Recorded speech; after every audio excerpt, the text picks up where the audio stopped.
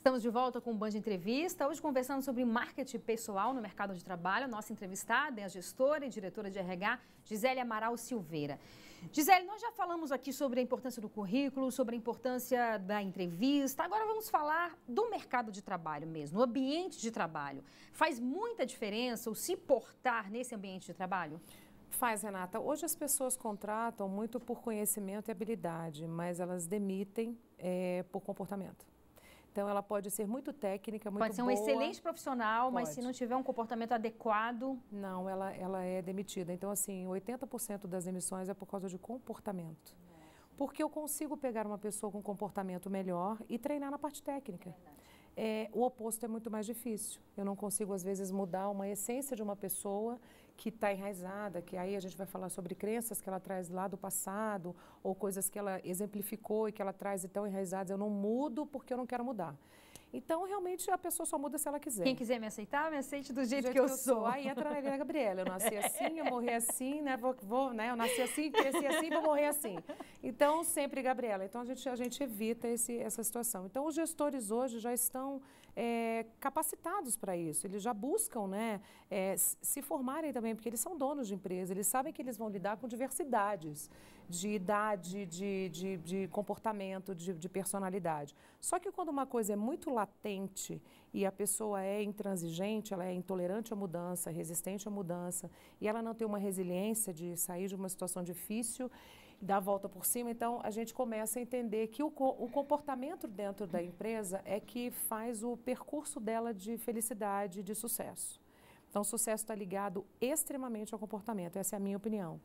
E quando a gente entra no mercado de trabalho, eu já passei por uma batalha, eu já fui escolhido dentro de milhares de currículos, eu estou ali. Dos 3 últimos que eu suei para estar, eu entrei. E aí eu entro e não faço o meu papel. Tudo que eu disse na entrevista cai por água abaixo. E aí, como é que a gente se comporta dentro de uma empresa? Nós temos um trabalho diferenciado hoje que é ensinar o próprio gestor a receber uma pessoa muito boa dentro da empresa.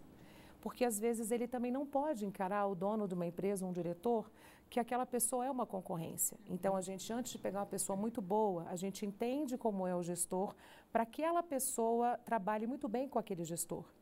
Então, se eu tenho um gestor mais objetivo, mais dinâmico, aquele candidato que eu entrevistei, ele tem que estar muito dentro para trabalhar, porque aí tem uma sinergia, tem uma empatia, tem uma simpatia, né? Então, a pessoa tem que entender esse cenário.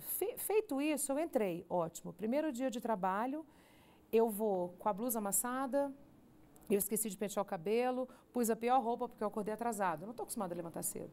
Eu já passo uma situação ruim, o meu comportamento já não foi legal.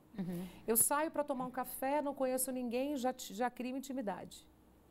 Então, eu já falei, e aí, meu irmão? E aí, brother? Então, assim, esse comportamento, não estou dizendo que isso é uma coisa que denigre, mas é uma coisa que você não deve ter. Você primeiro precisa conhecer o seu ambiente. Claro. Onde eu estou, saber onde você está pisando, são as pessoas. Quem são as então, pessoas. Hoje existe uma coisa chamada ambientação e integração.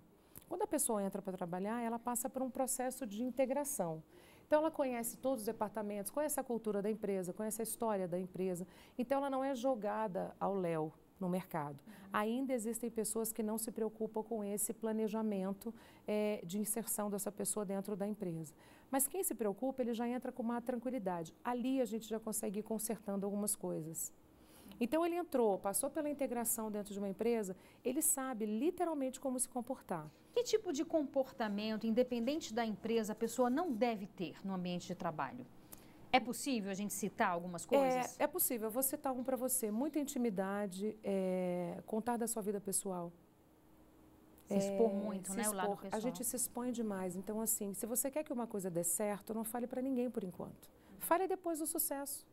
Então, das suas fragilidades constantemente. Você não conhece a pessoa que está trabalhando com você. E você já demonstra, já fala da sua fragilidade. Ah, mas eu sou assim. Olha, gente, eu sou muito triste, isso me choca muito. Então, não, eu sou muito alegre, eu saio todo dia para beber. Então, você começa a se expor desnecessariamente. Você está ali para dar um resultado, né? Infelizmente, é frio, né?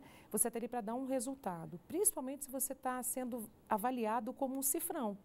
Você está no mercado, hoje se contrata muito empresas de serviços, é o índice que a gente mais teve de crescimento, né, na contratação. O setor de serviço é o que mais contratou. Então, hoje a gente teve uma queda de 19,7 para 19,4 e de desempregados, né, da população economicamente ativa em Brasília, no Distrito Federal, a gente teve esse aumento. Então, isso representa 6 mil pessoas a menos no mercado, a mais no mercado de trabalho, trabalhando e menos pessoas na informalidade, registrada a carteira.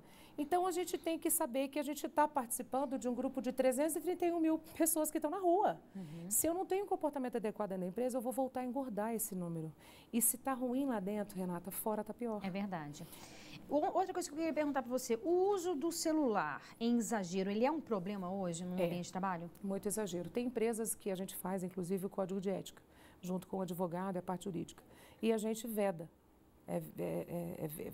A gente veta, não pode usar, de qualquer forma. Mas a lei não impede? Não, a lei não impede. Você dentro do ambiente, vamos supor, você trabalha no mercado, ok? Então você leva o seu celular para o caixa. Eu já fui vítima em uma empresa onde eu estava passando o meu produto, o telefone tocou, a menina falou, só um pouquinho, senhora. Oi, mãe, tudo bem? Como você está? Eu falei, eu não estou acreditando. Então, eu fui vítima disso. Então, assim, a pessoa não te dá atenção. E prejudica mesmo, né, o trabalho? O trabalho, a rotina, o cliente é o que paga o teu salário. Então, ele tem que ter ele tem que se sentir importante, né? Uma outra coisa que a gente preza muito na empresa é que o candidato, aliás, o colaborador, ele tem que se sentir pertencente ao local. Para ele se sentir pertencente, ele tem que saber onde ele está e onde ele deve agir, porque ele tem que sentir que a empresa fez com que ele entrasse ali e que ele tem que se pertencer. Então, ele tem que abraçar ser mesmo, ativo, né? Ele tem que ser colaborativo, ele tem que ser multifunção. Ele não pode falar, não, eu fui contratado para ser operador de caixa, eu não vou recolher o saquinho de lixo que está no meu cesto. Ou seja, quem não entrar nessa realidade vai saindo... A tendência, Renata, é a gente excluir essas pessoas, porque a gente precisa de pessoas multifunções. Aí a gente cai naquele negócio, mas é desvio de função. Eu falei, não é desvio de função. A gente não tem jurisprudência para isso ainda, porque eu ajudei a embalar e eu também tenho que receber por empacotador. Não.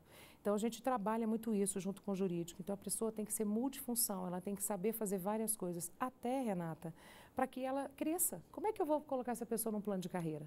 Então, o uso do celular, voltando ao que você falou, ele pode ser vedado, sim, pelo jurídico, de uma maneira muito tranquila, mas, assim, o uso abusivo é complicado. Eu deixo de trabalhar para falar no WhatsApp, eu deixo de trabalhar para resolver um problema. Isso, o excesso em tudo faz mal. É verdade. E o celular também é prejudicial. Muitíssimo obrigada pela sua participação. Obrigada, Renata. Ótimas obrigada dicas, tão importantes nesse momento que a gente vive, né? Obrigada. Obrigada. Muito obrigada. E o Band Entrevistas de hoje fica por aqui. Muito obrigada pela sua audiência e companhia. A gente volta a se encontrar na próxima semana. Eu espero você até lá. Tchau, tchau.